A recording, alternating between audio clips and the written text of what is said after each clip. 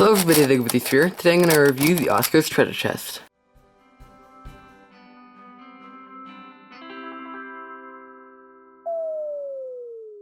So the Oscar's treasure chest is a very cool novelty puzzle where the lid comes off like this, and you can buy it on Mefferts.com or Amazon for $30 to $35. The main feature of this cube is that the top comes off, and it only actually comes off when it's solved. You see, it just won't come off right now, and I'll explain the mechanism of that later. It solves just like a normal Rubik's Cube, except the mechanism is quite different, as you can see. From the edge of the plastic here to the edge of the plastic here, it's 58 millimeters, making it slightly larger than a standard 3x3, like that. But the stickers are actually very, very bulky. Like you can see here, it's like a couple of millimeters thick, so it makes it just about the size of a 5x5. These bulky tiles are quite annoying when solving, and it makes it so you can't really grip onto it well, and it also just makes execution of algorithms awkward. In my opinion, it also subtracts to the functionality of this cube because you can't really trick people with it, like having it open up, because it says Oscar's treasure chest right on there, and the stickers just make it look like something that's special.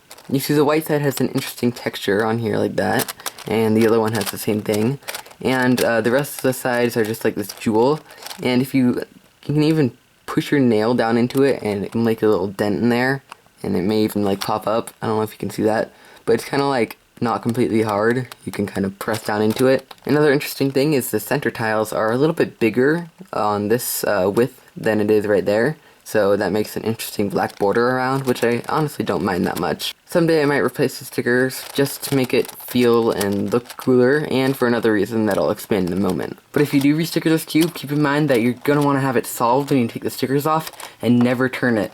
Because even if you turn it once and you don't know which way you did it, that's 12 different moves that you have to try out and see which one works until you can get one of the sides off. And if you scramble it without stickers, it's pretty much impossible for you to ever solve it again.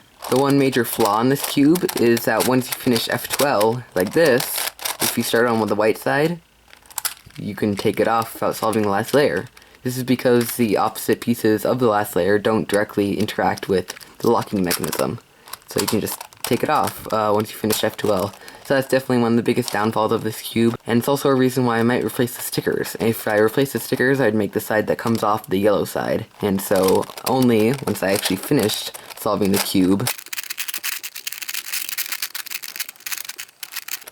would I be able to take the top off.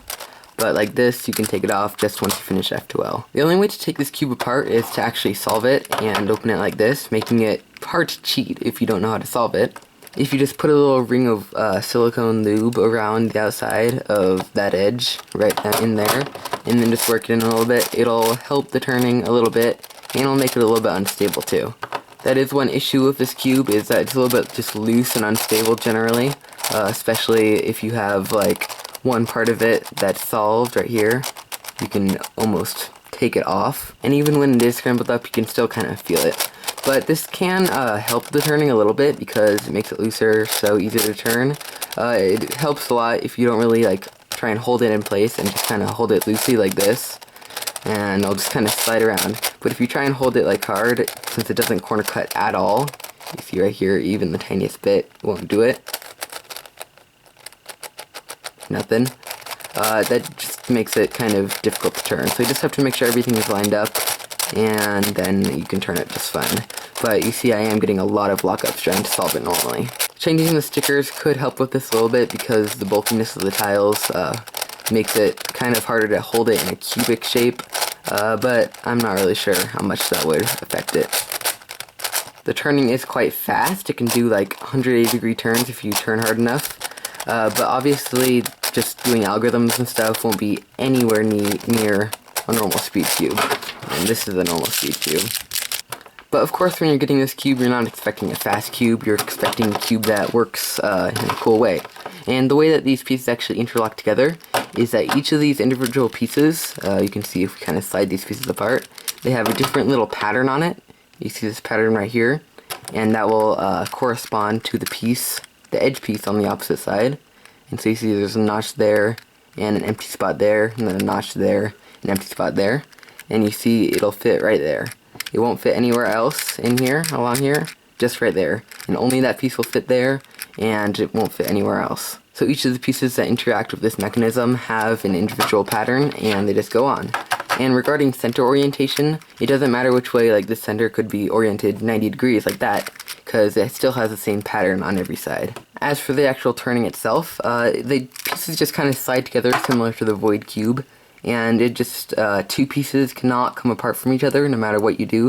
Another minor flaw of this cube is that if you have two F2L pairs that you switch around, or two or more, it can still come off, because you see these pieces are still matched up and these pieces are still matched up, and as long as all the pairs of pieces right here are matched up, it can come off. This isn't too much of a problem because anyone who's smart enough to do something like that on this cube to try and get it to come off is probably smart enough to also just solve it, but it can also lead to some cool patterns like this, where you have a checker pattern on these four sides, you undo it, and then you can just take it off from there. So overall, I definitely recommend this cube if you're a collector like me and just like cool cubes like this. It's a little bit expensive, $30 to $35. I think it's actually $36 on the Mefferts website, but it's worth it, and I think it may go out of stock like permanently eventually. I'm not sure. I thought it was going to be last year, but I guess it's still up. So if you want this cube, definitely go get it now, because who knows how much longer it's going to be available. And if this review helped you and you liked it, leave a like down below to show me that you liked it.